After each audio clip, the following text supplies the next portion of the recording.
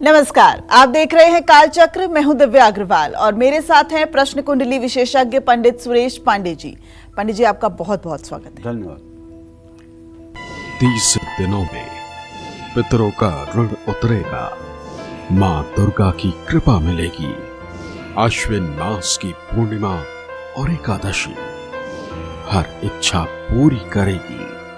आश्विन मास में क्या करें क्या ना करें। जी हां, कल से आश्विन महीने की शुरुआत हो चुकी है। ऐसे में आपको इस महीने का लाभ कैसे उठाना है, इस महीने आपको किन चीजों का बहुत ख्याल रखना है, किन चीजों से परहेज करना है और इस महीने पड़ने वाले पितृपक्ष और नवरात्र में कैसे मां अम्बे की कृपा के साथ साथ पितरों का आशीर्वाद पाना है, यही आज कालचक्र में पंडित जी आपको बताएंगे।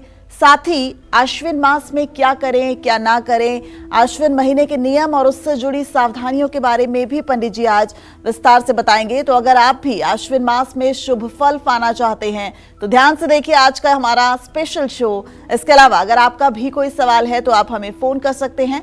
हमारा नंबर है 0120-665-2415। शास्त्रों में आश्विन के महीने का क्या महत्व है, इस महीने में सबसे ज्यादा किन चीजों का ख्याल रखना है, साथ ही क्या है इस महीने की महिमा, आइए जानते हैं पंडित जी से। पंडित जी बताइए। देखिए, आश्विन मास हिंदू धर्म का 7वां महीना है।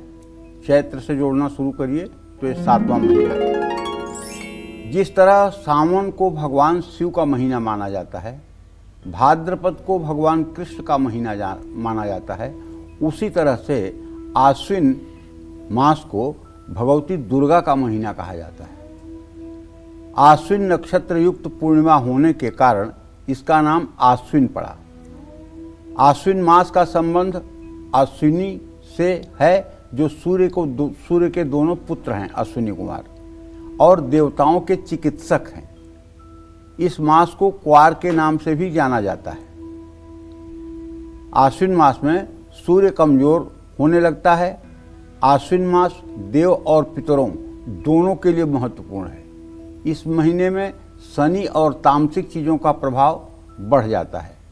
आश्विन कृष्ण पक्ष को पितृपक्ष या महालया के नाम से भी शास्त्रों में जाना जाता है, जिसमें पितृऋण से मुक्त होने और पितरों को तृप्त करने के उद्देश्य से श्राद्ध किया जाता है।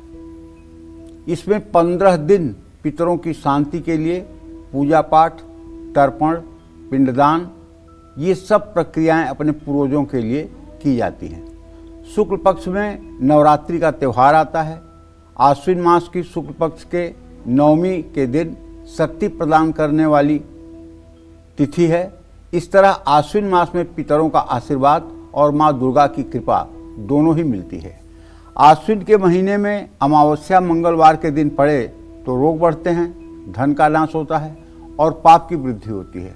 शिव पुराण के अनुसार सती ने आश्विन मास में प्रतिपदा, षष्ठी और एकादशी तिथियों में गुड़, चावल और नमक चढ़ाकर भगवान शिव का पूजन किया था। आश्विन मास की अंतिम तिथि को शरद पूर्णिमा भी कहा जाता है और मान्यता है कि इसी दिन भगवान श्री कृष्ण ने द्वापर में यमुना के किनारे रास रचाया था। जय मां विंध्यवासिनी।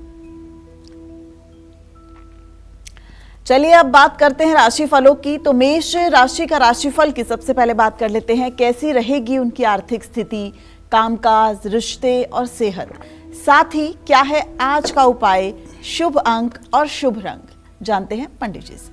पंडित जी देखिए, मेष राशि के जातकों को बताना चाहूँगा कि आपका राशि स्वामी मंगल अभी भी कन्या राशि में 27 डिग्री पर गोचर कर रहा है। भाई, आपके व्यय भाव में चंद्रमा और शनि की स्थिति है। सोच समझकर खर्चा करिएगा, वरना जेब टाइट हो जाएगा। और अपने काम पर पूरा मन लगा करके ध्यान दीजिए। दूसरों के भरोसे और लापरवाही से बचने की कोशिश करिए। अगर आप परिवार को समय देंगे तो परिवार में संतुलन बना रहेगा। मानसिक तनाव आपको बेचैन कर सकता है। किसी से बहस में समय बर्बाद न करें। तांबे के बर्तन में रखा हुआ पानी पिएं। शुभ अंक आपके लिए 4 है। शुभ रंग आपके लिए मैरून है। जय मां विंध्यवासिनी। आश्विन मास के महत्व और महिमा के बारे में तो पंडित जी ने आपको बता दिया। चलिए अब जल्दी से पंडित जी से जान लेते हैं कि आश्विन मास में किन चीजों का दान देने से हमारी कौन सी मनोकामना पूरी होती है। पंडित जी बताएंगे। आश्विन मास में सब दान महत्वपूर्ण है। अन्न दान, वस्त्र दान, भूमि दान, स्वर्ण दान, शैया दान, गोदान, हर दान का अपने आप में महत्व है। अगर इन 15 दिनों में आप कर रहे हैं तो पितरों के लिए कर रहे हैं, 15 दिन के बाद कर रहे हैं तो भगवती दुर्गा की कृपा प्राप्त करने के लिए कर रहे हैं। तो उदाहरण के तौर पर आश्विन मास में ब्राह्मणों को घी दान करें, आश्विन मास में काले तिल का दान करें।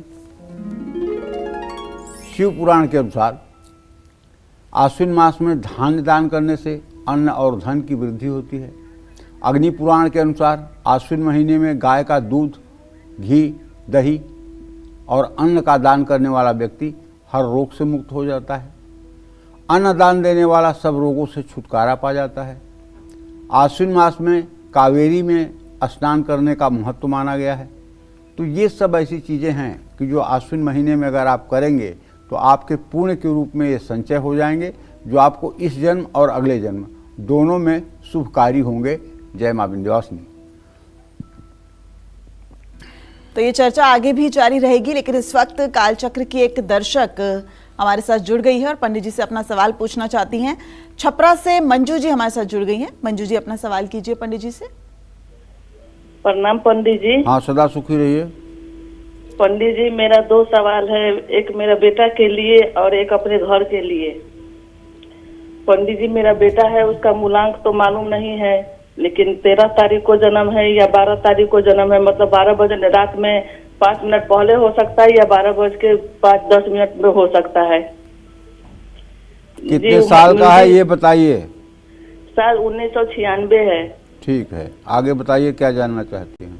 म्यूजिक से बीएड कर रहा है, तो मतलब उसका सरकारी नौकरी होगा कि नहीं, भी फॉर्म निकला हुआ है, तो मतलब किस दिन फॉर्म फिलअप करे कि उसका कुछ हो जाए। और एक मेरा घर में बहुत वास्तु दोष है, कोई ऐसा उपाय बताइए जो कि घर से वास्तु दोष ठीक हो जाए।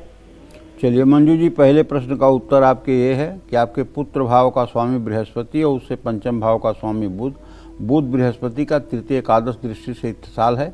अगर आपका बेटा परिश्रम करेगा, मेहनत करेगा, तो उसे निश्चित रूप से अध्यापक की नौकरी मिल जाएगी, ऐसा संयोग बना हुआ दिखाई दे रहा है। लेकिन उसे मेहनत करनी पड़ेगी। इसका मतलब ये नहीं कि मैंने कह दिया तो अब वो काम पढ़ाई करना बंद कर दें और भाग्य के भरोसे होकर बैठ जाएं। नहीं, कार्य करना पड़ेगा। अगर कार्य करेंगे, अगर पढ़ाई करेंगे और उसमें मनोयोग के साथ लगेंगे तो भाग्य इतना ठीक है कि नौकरी मिलने में कोई संदेह नहीं है। दूसरा प्रश्न आपने पूछा है अपने घर के लिए, तो मैं बताना चाहूँगा, घर में आपके वास्तु दोष बहुत है, इसमें कोई दो राय नहीं है। आपका शौचालय गलत डायरेक्शन में बना हुआ है, आपका पानी गलत डायरेक्शन में है और आपके घर का बेडरूम भी गलत डायरेक्शन में है। ऐसे में या तो तोड़ फोड़ करके वास्तु दोष का निराकरण किया जा सकता है या फिर आप एक 100 ग्राम का पारे का शिवलिंग अपने घर में किसी महीने की शुक्ल पक्ष की पंचमी तिथि को ले आइए और उसको एक तांबे की प्लेट में रख करके नित्य उसे थाली में रख करके उसका अभिषेक किया करिए।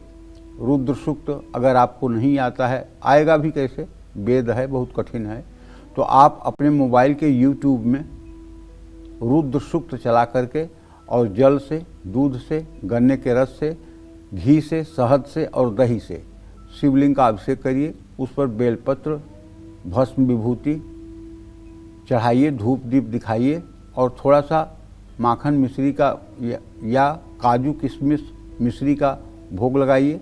हो सके तो एक पान का पत्ता चढ़ाइए और कपूर से आरती करिए। ये उपाय अगर सुबह शाम होने लगेंगे तो घर का सारा वास्तु दोष अपने आप ठीक हो जाएगा। जय मां विंध्यवासिनी। चलिए अब बात करते हैं वृषभ राशि के राशिफल की। कैसी रहेगी वृषभ राशि के जातकों की आर्थिक व्यवस्था, कामकाज, रिश्ते, सेहत, साथ ही क्या है आज का उपाय, शुभ अंक और शुभ रंग, जानते हैं पंडित जी से।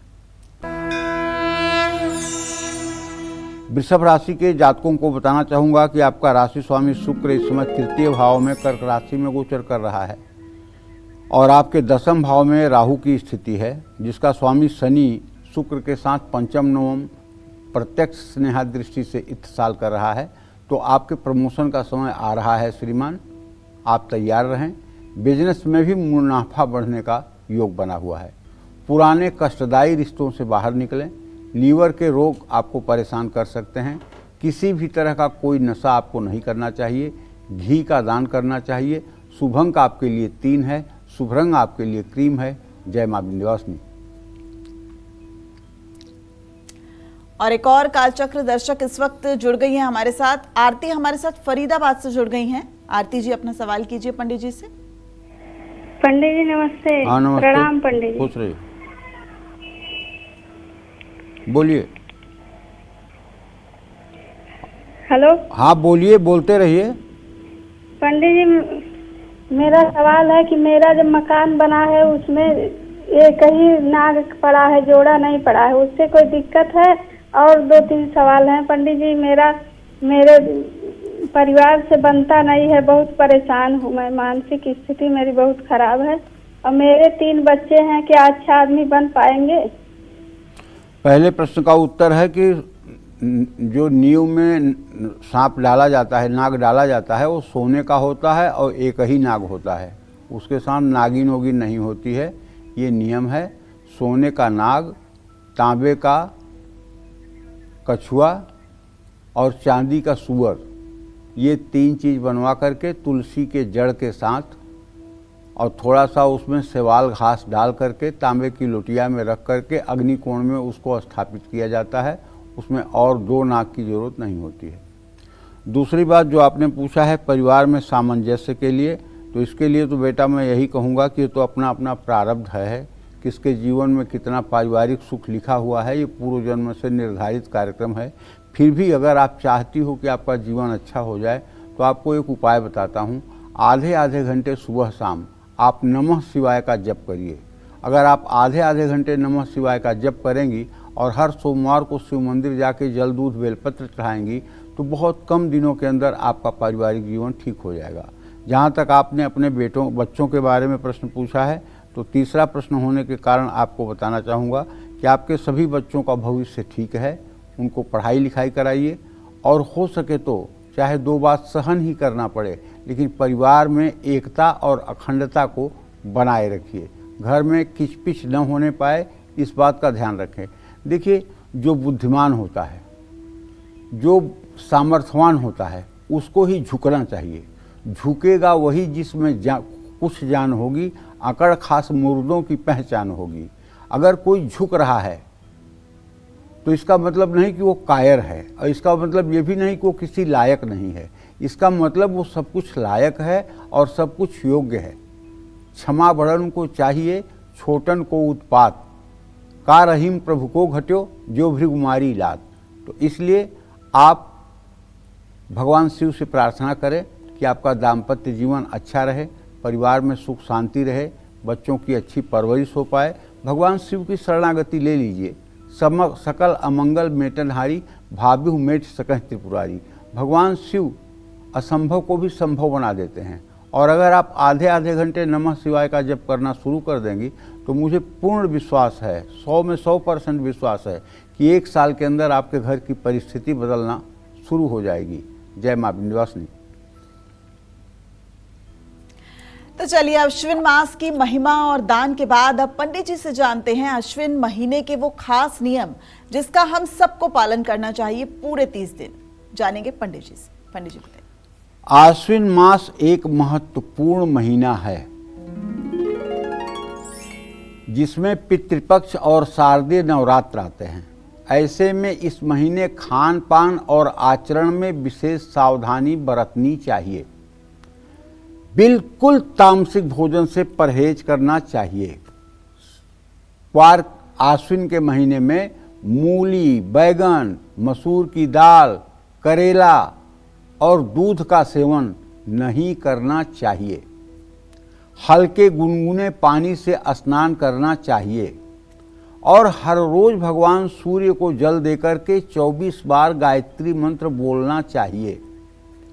आश्विन मास में शुभ कार्य नहीं करना चाहिए। पूरे आश्विन मास वृक्षारोपण करना शुभ फलकारी होता है। महाभारत के अनुशासन पर्व के अनुसार जो व्यक्ति आश्विन मास में बहुत संयमित होकर भोजन करता है उसको सभी प्रकार की सुख समृद्धि प्राप्त होती है। आश्विन मास में आलस्य का त्याग करना चाहिए। इस समय खान पान का बहुत ध्यान रखना चाहिए। भारी चीज़ों के सेवन से बचना चाहिए। आश्विन मास में मन और वाणी को पवित्र रखना चाहिए। आश्विन मास में घर की साफ सफाई पर विशेष ध्यान देना चाहिए। इस महीने माँ दुर्गा के प्रीति के लिए दुर्गा सप्तशती का पाठ करने से माँ प्रसन्न होती हैं। पितरों के उद्धार के लिए विष्णु सहस्रनामावली का पाठ नियमित करना चाहिए। आश्विन मास में शिव पुराण का पाठ करना भी बहुत शुभकारी होता है। भागवत कथा का आयोजन करें और सुनें। व्यर्थ के वाद विवाद से बचना चाहिए। दुर्गा यंत्र की घर में स्थापना करने के लिए आश्विन और चैत्र मास बहुत शुभकारी होते हैं। आश्विन मास में गुड़ का सेवन करना फायदेमंद होता है। जय मां विंध्यवासिनी। पंडित जी, ऐसे में एक सवाल ये भी है कि क्या अश्विन मास में सब कुछ सही रहे? कोई साइंटिफिक रीजंस भी हैं, कोई वैज्ञानिक जो हैं वो भी वजह हैं कि जो भी आपने सारे नियम बताए हैं जिनका पालन करना चाहिए? देखो, सनातन धर्म में एक किताब है क्यों। सनातन धर्म में एक किताब है क्यों। क्यों में जितनी भी दुनिया की शंका है, जैसे आपने पूछा कि नवरात्र के 9 दिन आश्विन मास में ही क्यों आते हैं, नवरात्र के 9 दिनों में व्रत क्यों किए जाते हैं, तो जितना भी क्यों आपके दिमाग में आएगा उस सारे क्यों का उत्तर 2 भाग में है। क्यों पुस्तक, उसमें उत्तर समाहित है। उसमें जो उत्तर लिखा है वो मैं आपको बता रहा हूँ। उसमें लिखा हुआ है कि ये आश्विन का महीना जो है शरद ऋतु की शुरुआत है। वर्षा ऋतु की समाप्ति और शरद ऋतु की शुरुआत ये आश्विन महीना है। इसको माना जाता है संक्रमण काल, प्रकृति का संक्रमण काल। अब होगा क्या कि जो अनाज अभी तक हम खा रहे थे वो सारे अनाज आश्विन महीने के बाद बंद हो जाएंगे। अब घर में नए धान की फसल आ जाएगी और खान पान के लिए नई नई चीजें आ जाएंगी। तो हम उसे पेट में डाइजेस्ट करने के लिए 9 दिन का व्रत करते हैं। नए अन्न को ग्रहण करने के लिए शरीर का ऐसा एक्सरसाइज करते हैं कि 9 दिनों में पेट एकदम साफ हो जाए और फिर नए अन्न के लायक शरीर बन जाए। अच्छा। एक कारण तो ये है। दूसरा कारण ये है कि शरद ऋतु और वर्षा ऋतु का संगम होने के कारण इस महीने संक्रमण की बीमारियां बहुत फैलती हैं। शायद ही कोई घर होगा दिव्या जिस घर में किसी एक आदमी को सर्दी जुकाम और बुखार इस सीजन में ना हो। डॉक्टरों की भाषा में अगर बात करें तो डॉक्टर कहेंगे सीजन बहुत अच्छा है। भले दुनिया मर रही है लेकिन डॉक्टर यही कहेंगे कि सीजन बहुत अच्छा है। और अगर बीमारी नहीं हो रही है तो डॉक्टर कहेंगे ये तो ऑफ सीजन है, इसमें क्या होना है, इसमें तो कुछ होना नहीं है। ऑफ सीजन उनके लिए ठीक नहीं है, उनके लिए फुल सीजन ठीक है कि ज़्यादा से ज़्यादा लोग बीमार कैसे पड़ें। तो कहने का मतलब ये है कि संक्रमण काल होने के कारण, क्योंकि वर्षा ऋतु जा रही है, उमस और गर्मी खत्म हो रही है, जाड़े की शुरुआत हो रही है, ठंडी की ऋतु शुरू हो रही है। तो दोनों का जो संगम है ये यमदृष्ट काल कहलाता है। यमदृष्ट काल मतलब यमराज नजदीक से आकर के पृथ्वी को देखता है। अच्छा। यमराज नजदीक से आकर के पृथ्वी को देखते हैं। इस समय को यमदृष्टा कहा गया है। क्यों पुस्तक में यही नाम दिया गया है, यमदृष्टा। इसको यमदृष्टा कहा गया है। तो यमदृष्टा का तात्पर्य है कि यमराज नजदीक से आकर के पृथ्वी को देखते हैं। तो इसलिए 15 दिनों तक नियम से रह करके ब्रह्मचर्य का पालन करते हुए और अपने पितरों के निमित्त हम तर्पण मार्जन, हम अपने पितरों को तर्पण और पिंडदान करते हैं। 15 दिनों के बाद ज्यों खाली होते हैं त्यों तुरंत 9 दिनों का व्रत शुरू हो जाता है। उसमें भी शुचिता और पवित्रता एकदम जरूरी है। मानसिक शुद्धता, शारीरिक शुद्धता, हर प्रकार की शुद्धता उसमें आवश्यक है। नवरात्र में भगवती दुर्गा का जो लोग व्रत करते हैं उन्हें सब प्रकार की शुद्धता आवश्यक है। तो 15 दिन ये और 9 दिन ये, 24 दिन तो ऐसे शुद्धता और ब्रह्मचर्य के हो गए। तो एक तरह से माना जाए कि पूरा महीना ही शुद्धता का हो गया। तो इसका जो वैज्ञानिक पहलू है वो ये है कि ये ऐसा समय है जिसमें संक्रमित बीमारियां बहुत तेजी से फैलती हैं। और घर में अगर एक व्यक्ति को बुखार हुआ, वायरल इन्फेक्शन हुआ, तो पूरा परिवार उस लपेटे में आ जाएगा। तो इसलिए दोनों नवरात्र जो है, अब जैसे चैत्र का भी जो नवरात्र है उसमें 9 दिन का जो व्रत का विधान है उसमें भी है। क्यों? चैत्र के नवरात्र के पहले ठंड खत्म होगी और धीरे धीरे गर्मी की शुरुआत होगी। वो बसंत ऋतु है।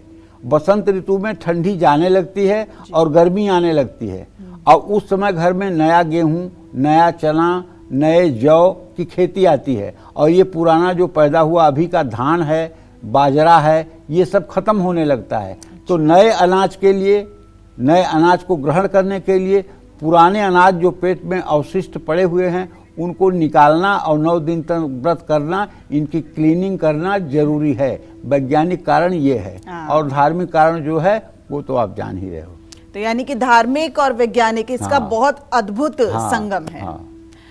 तो मिथुन राशि के राशिफल के जातकों की बात कर लेते हैं, कैसा रहेगा उनका आज का पूरा दिन, आइए जानते हैं पंडित जी से। मिथुन राशि के जातकों को बताना चाहूंगा कि देखिए आपके राशि में बृहस्पति 25 अंश 3 कला पर गोचर कर रहे हैं। आपका राशि स्वामी बुध इस समय सूर्य केतु के साथ है, लेकिन आपका राशि स्वामी बुध अस्त है। ऐसे में आपको उधार लेने की नौबत आ सकती है। कार्य क्षेत्र में लोग आपके खिलाफ जा सकते हैं। रिश्तों में उलझन है तो तनाव बिल्कुल न लें। स्वास्थ्य बिगड़ सकता है, ध्यान दें। अनावश्यक यात्राओं से बचने की कोशिश करें। पंछियों को दाना डालें। शुभ अंक आपके लिए 2 है। शुभ रंग आपके लिए हरा है। जय मां विंध्यवासिनी। चलिए अब जल्दी से बात कर लेते हैं कर्क राशि के राशिफल की, कैसा रहेगा आज उन जातकों का पूरा दिन, आइए जानते हैं पंडित जी से। देखिए कर्क राशि के जातकों को बताना चाहूंगा कि आपका राशि स्वामी आज मीन राशि में शनि के साथ भाग्य स्थान में गोचर कर रहा है और आपके राशि में शुक्र की स्थिति है। अगर देखा जाए तो आपके धन भाव में स्वगृही सूर्य, केतु और बुध के साथ है। ऐसे में पैसा बचाने में तो कामयाबी आपको मिल जाएगी, लेकिन काम को लेकर के तनाव रहेगा।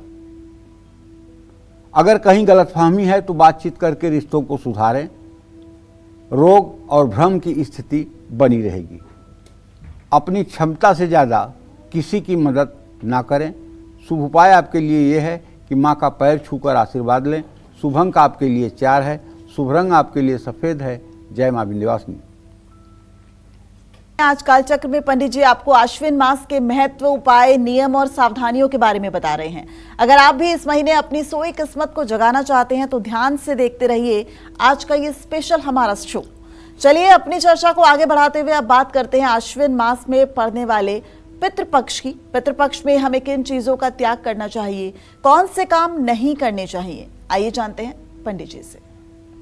पंडित जी, पहली बात तो पितृपक्ष में तामसी वस्तुओं का सेवन नहीं करना चाहिए। तामसी वस्तुएं वो हैं जो यातयामम, जो 1 प्रहर से ज़्यादा की बनी हुई हो, 3 घंटे से ज़्यादा बन करके जो चीज़ तैयार हो, उसका अगर आप सेवन करते हैं तो तामसी है। गत रसम, अगर कोई ऐसा फल है जिसका रस सूख रहा है और उस फल का आप सेवन कर रहे हैं तो ये तामसी है। पूति, प में इति प्रत्यय लगा हुआ है, मतलब जो प्रकृति द्वारा दुर्गंधित है उसका सेवन, यानी लहसुन और प्याज का सेवन, ये प्रकृति द्वारा दुर्गंधित है। पूति का पूति जो है वो अपभ्रंश है। पर्यूषित, जो मतलब कि संघदोष के कारण खराब हुआ है। सड़े हुए खाने के साथ ताज़ा खाना रख दिया जाए तो वो पर्यूषित माना जाएगा।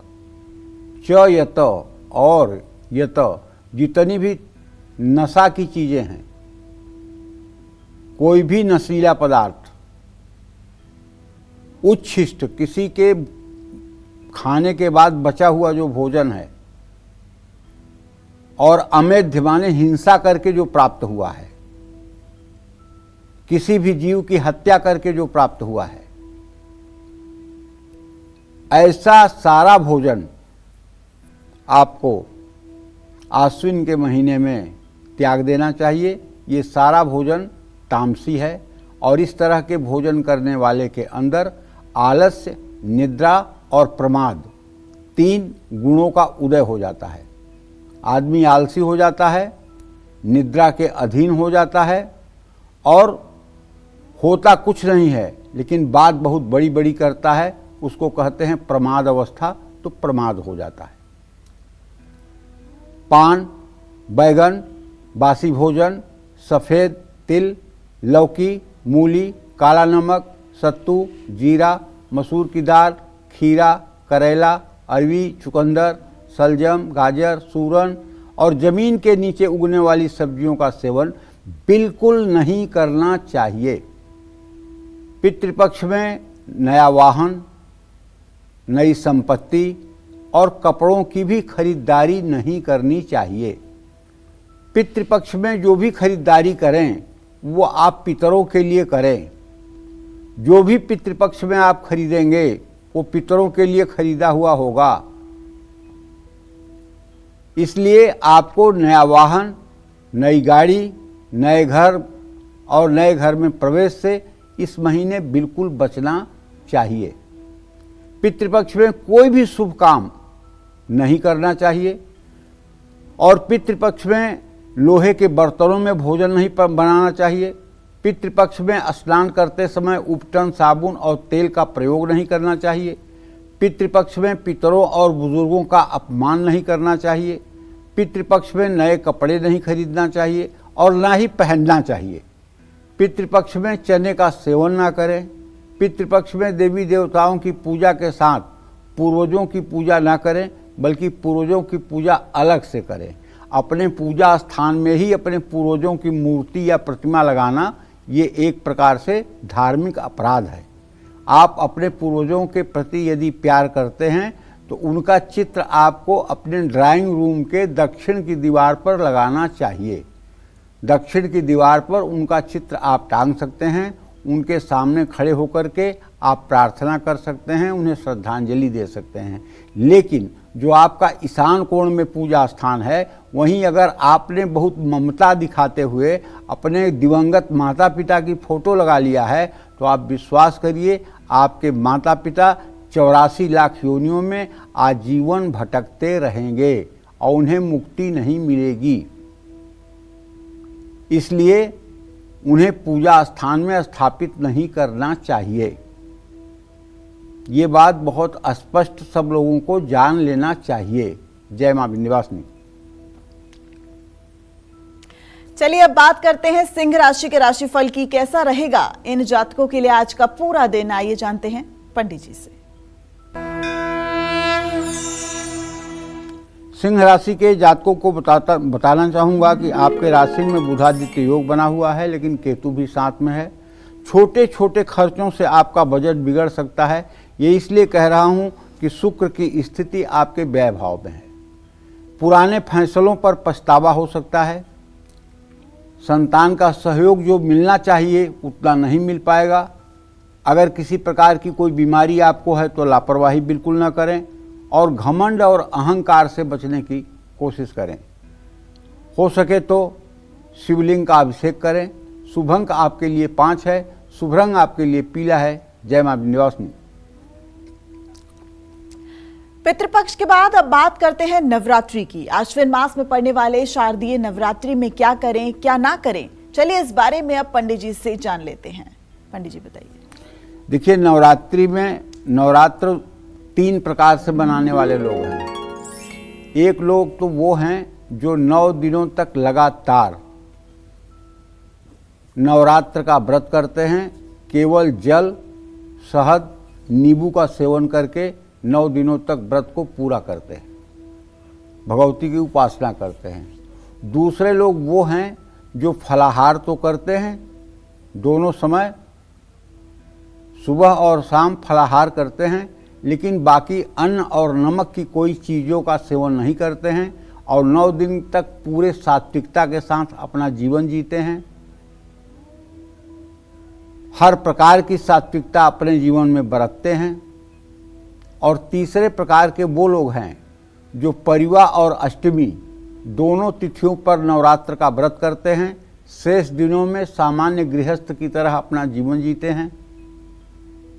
और चौथे प्रकार में वो लोग आते हैं जो खाने के लिए ही पैदा हुए हैं, जिन्हें कोई व्रत से मतलब नहीं, जो इन सब चीज़ों को ढोंग ढकोसला मानते हैं, जो 30 दिन खाने में और मौज मस्ती में विश्वास रखते हैं, फिर उनका हाल तो उन्हीं के ऊपर छोड़ देना चाहिए।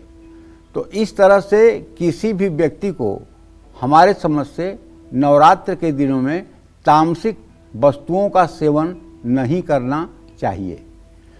अगर आपकी शारीरिक क्षमता ऐसी है कि बिना नमक के आप नहीं रह सकते, तो आप सेंधा नमक का सेवन कर सकते हैं, लेकिन चावल बिल्कुल नहीं खाना चाहिए। चमड़े से बनी हुई चीज़ों को पहनना नहीं चाहिए। साफ सफाई का पूरा ध्यान रखना चाहिए। घर में खंडित मूर्ति और तस्वीर अगर टूटी हुई हो तो उसको नहीं रखना चाहिए। और नित्य 9 दिन तक सुबह शाम अगर ज़्यादा कुछ नहीं कर सकते हैं तो भगवती दुर्गा का चित्र लगा करके, उनके सामने दिया जला करके, धूप दीप जला करके, भोग प्रसाद लगा करके कम से कम उनकी आरती ही कर लें। इससे भी परिवार का मंगल और कल्याण हो जाएगा।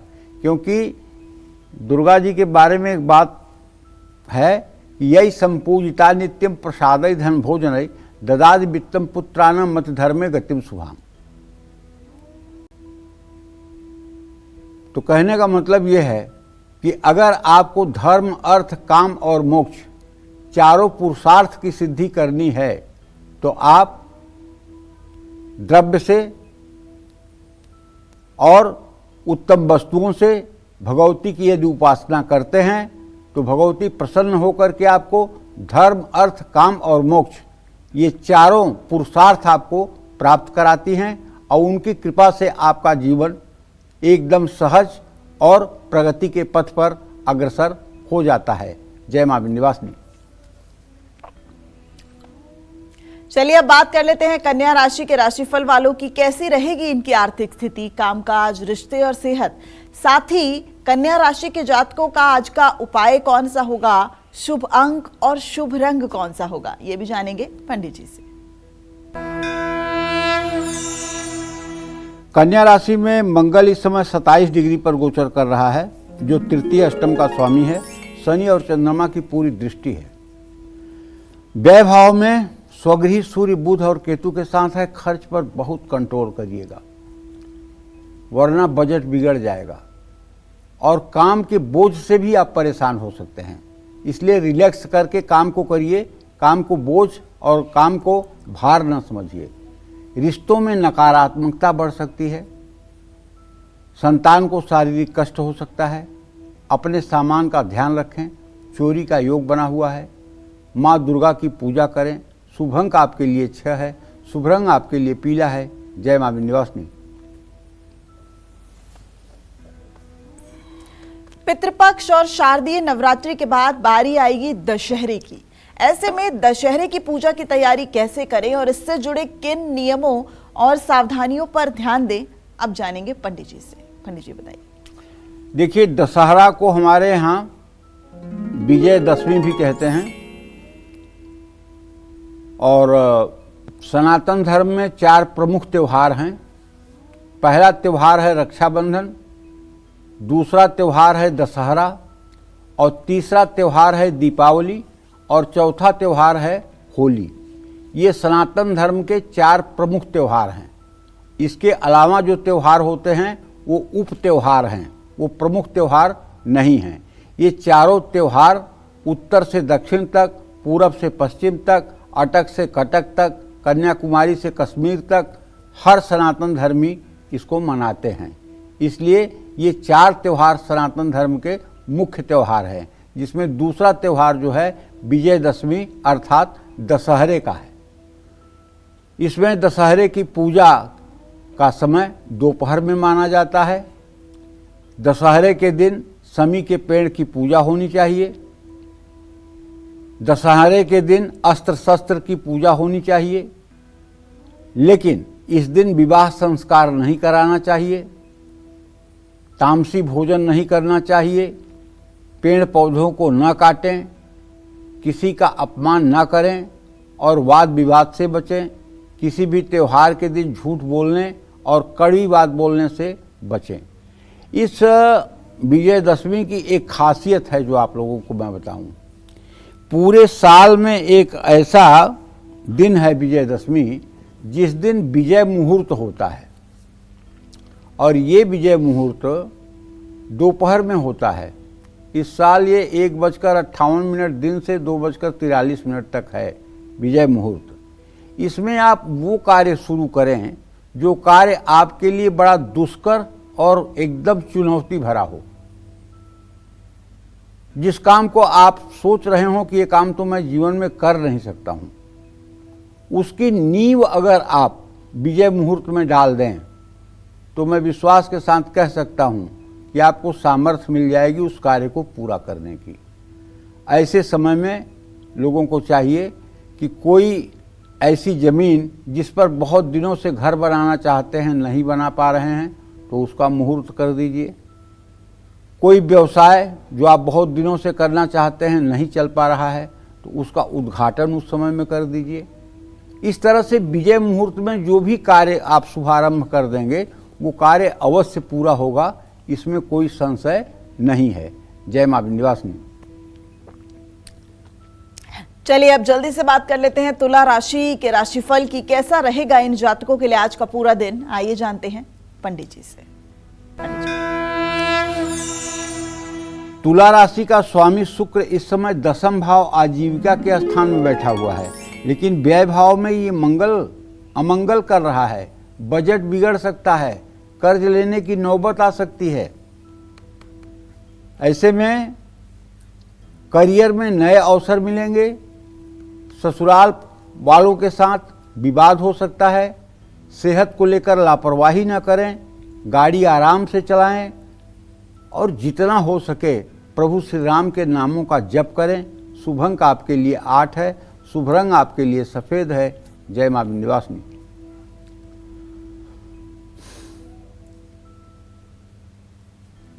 आप जानते हैं आश्विन मास में पड़ने वाली पूर्णिमा को शरद पूर्णिमा कहते हैं। ऐसे में शरद पूर्णिमा पर अपना सौभाग्य बढ़ाने के लिए हमें किन बातों का ध्यान रखना चाहिए, अब बताएंगे पंडित जी। पंडित जी देखिए, आश्विन शुक्ल पक्ष की पूर्णिमा तिथि को शरद पूर्णिमा कहते हैं। आश्विन शुक्ल पक्ष के शरद पूर्णिमा का चांद अलौकिक अद्वितीय होता है। ऐसा चांद पूरे साल में कभी नहीं होता है।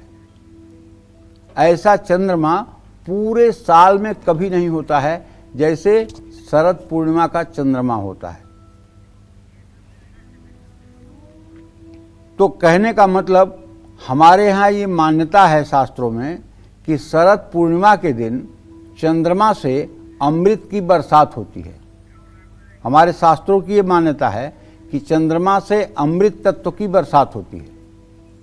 इसलिए सनातन धर्मी सभी घरों में खीर बना करके बढ़िया, और उसे अपने छत पर छलनी जो आटा चालने वाली होती है उससे ढक करके छत पे रख दिया जाता है, ताकि रात में चंद्रमा का पूरी रोशनी उस खीर पर पड़े और वो खीर अमृतमय हो जाए।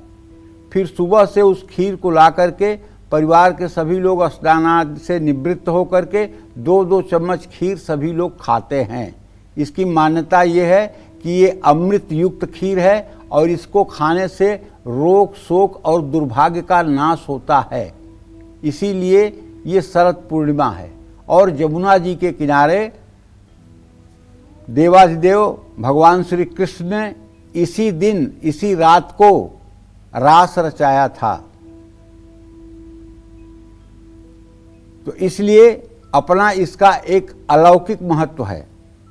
तो भैया हाथ जोड़ के निवेदन है कि पूर्णिमा के दिन किसी तरह का तामसी भोजन न करें, काले और गहरे नीले रंग के कपड़े न पहनें, चंद्रमा से जुड़ी चीज़ों का अनादर न करें, अपने घर में कलेश न करें, घर का मुख्य द्वार कुछ देर के लिए शाम को खुला रखें। घर में बिल्कुल किसी कोने में अंधेरा न रखें। शरद पूर्णिमा पर नाखून न काटें। ये सब चीज़ों का अगर ध्यान करेंगे तो निश्चित रूप से जीवन उत्तमता को प्राप्त होगा और आप सुख महसूस करेंगे। जय मां विंध्यवासिनी। अब बारी वृश्चिक राशि के राशिफल की। कैसा रहेगा इन जातकों का आज का पूरा दिन, आइए जानते हैं पंडित जी से।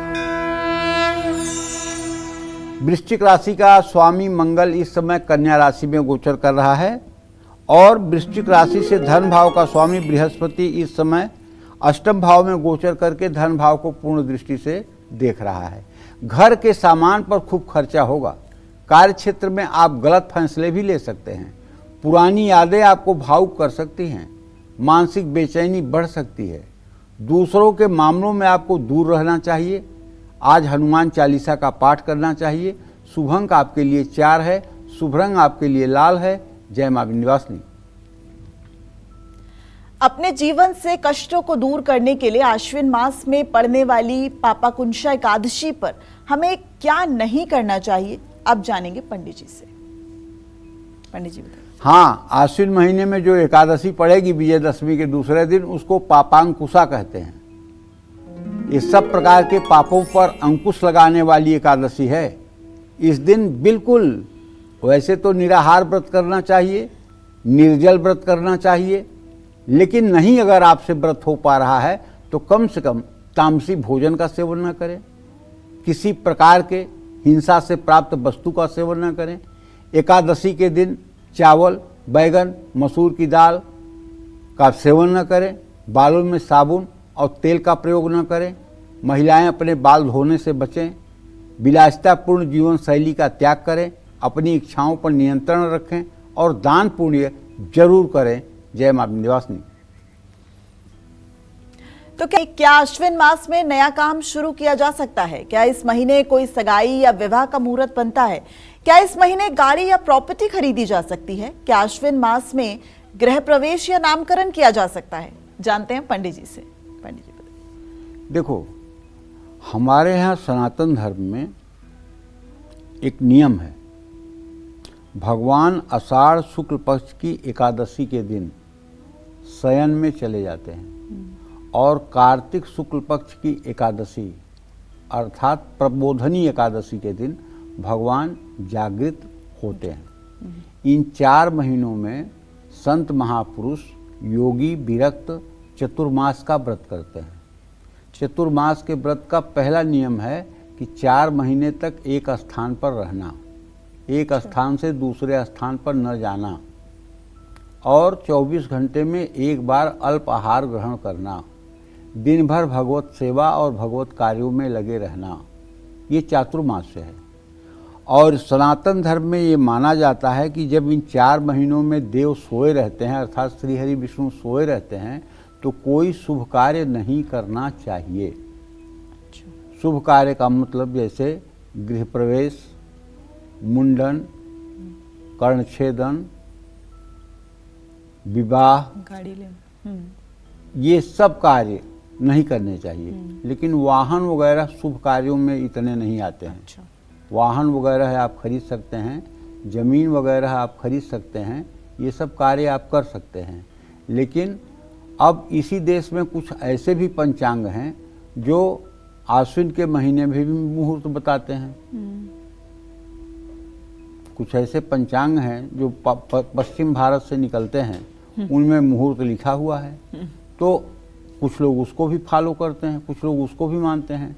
लेकिन जहाँ तक सनातन धर्म की बात है, सनातन धर्म के मर्यादाओं की बात है, तो उसमें तो स्पष्ट है कि देव शयन में कोई शुभ कार्य नहीं होना चाहिए। जब तक भगवान सो रहे हैं तब तक कोई शुभ कार्य नहीं होना चाहिए। शुभ कार्य का मतलब कि वह कार्य जिसे आप एक बार करें और निरंतर वो कार्य बना रहे, वो शुभ कार्य है।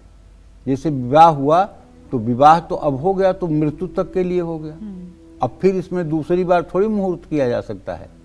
तो इसलिए मैं कह रहा हूँ सनातन धर्म, हाँ, वाहन खरीदना जैसे है, जैसे मतलब कि गाड़ी खरीदना है या किराए के मकान में जाना चाहते हैं, किराए का मकान बदलना चाहते हैं, नवरात्र का दिन इसके लिए ठीक है। आप किसी शादी में मतलब कि देख रेख लड़के लड़की का करना चाहते हैं तो नवरात्रों में कर सकते हैं।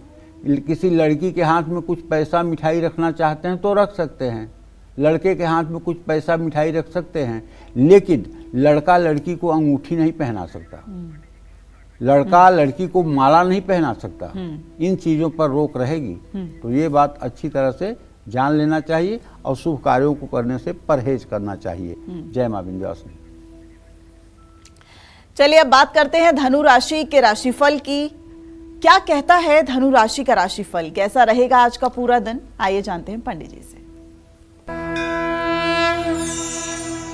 चलिए, आपके राशि पर बृहस्पति की पूरी दृष्टि है। आपके राशि पर बृहस्पति की पूरी दृष्टि है। राशि से आपको देख रहा है। किसी अनुभवी व्यक्ति से सलाह लेकर अगर निवेश करेंगे तो फायदे में रहेंगे और आज आपके काम की सर्वत्र तारीफ होगी। खुद के साथ समय बिताएंगे तो तनाव से बचेंगे। पेट का कोई इन्फेक्शन हो सकता है। आंख बंद करके दूसरों पर भरोसा न करें। आदित्य हृदय स्तोत्र का पाठ करें। शुभ अंक आपके लिए 6 है। शुभ रंग आपके लिए सुनहरा है। जय मां विंध्यवासिनी। अब बात मकर राशि के राशिफल की। चलिए फटाफट से मकर राशि के राशिफल के जातकों को बता देते हैं कि आज उनका भाग्य कितना मजबूत है। पंडित जी बताएं। मकर राशि के जातकों को बताना चाहूंगा कि आपके द्वितीय भाव में राहु, तृतीय भाव में शनि चंद्रमा और पंचम भाव में बृहस्पति की पूरी दृष्टि आपके राशि पर है। काम काज शुरू करने के लिए सही समय है। कारोबार से जुड़ी यात्राएं आप कर सकते हैं। पीछे छूट चुके रिश्तों की तरफ मत मुड़िए, जोड़ों का दर्द उभार सकता है। किसी के बारे में गलत न सोचें। किसी भूखे व्यक्ति को भोजन कराएं। शुभ अंक आपके लिए 7 है। शुभ रंग आपके लिए काला है। जय मां विंध्यवासिनी। कुंभ राशि के राशिफल की बात कर लेते हैं। कुंभ राशि के राशिफल के जातकों के लिए आज का भाग्य उनका कितना मजबूत है, जानते हैं पंडित जी से। कुंभ राशि में राहु की स्थिति, द्वितीय भाव में विषयोग, ये आपको संकेत करता है कि आज पैसे का लेन देन बहुत सावधानी पूर्वक करिएगा। गलती हो सकती है, आप ठगे जा सकते हैं। कार्य क्षेत्र में योजना बनाने में लंबा समय ना गंवाएं। रिश्तों को लेकर ईमानदार रहें। पेट के रोग से परेशान रहेंगे। झूठ न बोलें, सम्मान को ठेस पहुंच सकती है। किसी बुजुर्ग की सेवा करें। शुभ अंक आपके लिए 8 है। शुभ रंग आपके लिए नीला है। जय मां विंध्यवासिनी।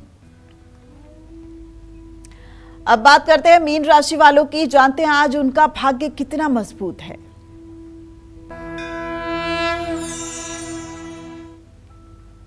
मीन राशि के जातकों को बताना चाहूंगा कि आपके राशि में इस समय शनि और चंद्रमा की युति बनी हुई है। ये विषयोग आपके राशि में बना हुआ है। मंगल की दृष्टि भी आपके राशि पर है। ऐसे में आपके व्यय भाव में राहु है तो आपका काम में मन नहीं लगेगा। परिवार में संतुलन बनाए रखिए। आंख से जुड़े रोगों से आप परेशान हो सकते हैं। वाहन बहुत सावधानी से चलाइए। पानी में गंगा जल मिलाकर स्नान करिए। शुभ अंक आपके लिए 7 है। शुभ रंग आपके लिए पीला है। जय मां विंध्यवासिनी। चलिए पंडित जी से आश्विन मास में जन्मे लोगों की खूबियों और खामियों और इनके भविष्य के बारे में जानते हैं। पंडित जी से बताइए। आश्विन मास में जन्मे लोग तेजी से काम करते हैं। ये बुद्धिमान, दयालु, परोपकारी होते हैं। मुश्किल कामों को भी कम समय में पूरा कर लेते हैं। ये अपनी बात और कार्यों से दूसरों को बहुत जल्दी प्रभावित कर लेते हैं। अंदर से थोड़े डरे हुए रहते हैं, लेकिन बाहर वालों को ये साहसी और निडर दिखते हैं। आश्विन मास में जन्मे बच्चे अच्छे स्कॉलर, वैज्ञानिक, ज्योतिषी या लेखक होते हैं। पढ़ने लिखने में इनकी खास रुचि होती है। आश्विन मास में जन्मे लोग बहुत जल्दी फैसला लेते हैं। ये किसी के दबाव में आकर काम नहीं करते हैं। ये हमेशा बड़े और महत्वपूर्ण कार्यों को करने में ही ज़्यादा आनंद अनुभव करते हैं। आश्विन मास की कृष्ण पक्ष की द्वितीया, चतुर्थी, षष्ठी या नवमी तिथि में जन्मे बच्चे का जन्मे जो व्यक्ति होते हैं उनका व्यक्तित्व आकर्षक होता है। ऐसे लोग दूसरों के भी भाग्य विधाता बनते हैं। आश्विन मास की कृष्ण पक्ष में मंगलवार, गुरुवार और शनिवार को जन्मे लोग मान सम्मान प्राप्त करते हैं। आश्विन मास में जन्मे लोगों की संगत अच्छी रहती है। इनकी तरक्की और भाग्योदय 30 साल के बाद ही ज़्यादा होता हुआ दिखाई देता है। जय मां विंध्यवासिनी। पंडित जी, आज हमारे दर्शकों को इतनी महत्वपूर्ण जानकारी देने के लिए आपका बहुत बहुत शुक्रिया। धन्यवाद। तो उम्मीद करते हैं आपको आज का हमारा विषय बहुत पसंद आया होगा। कल फिर एक नए विषय और आपकी परेशानियों को दूर करने के लिए ढेरों उपाय लेकर आएंगे हम पंडित सुरेश पांडे जी के साथ। तब तक कालचक्र की पूरी टीम को दीजिए इजाजत। नमस्कार।